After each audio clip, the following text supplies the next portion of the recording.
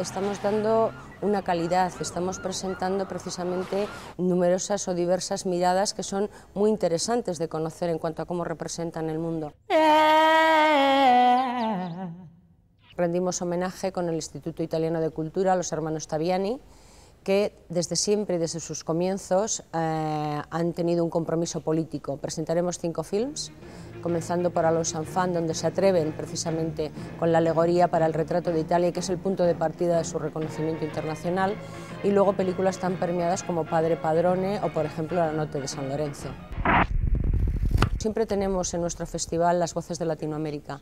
y este año rendimos un homenaje a Glauber Rochas, que como todos conocen fue uno de los más polémicos, controvertidos y probablemente uno de los autores que más se experimentó con la escritura cinematográfica y que sería fuente de lo que luego se llamaría el cinema nuevo brasileño, un cine lleno de compromiso social, independiente y sobre todo con una renovación absoluta en su estética.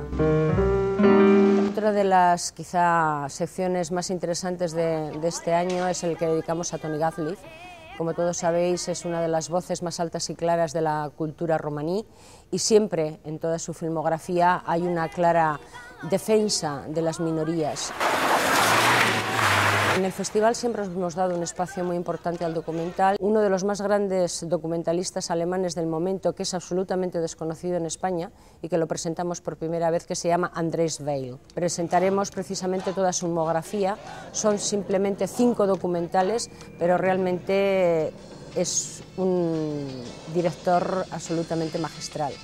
tanto en cuanto a que utiliza la cámara como si fuera un sismógrafo para sacar a la superficie aquello que está oculto en las cosas o en el interior de las personas,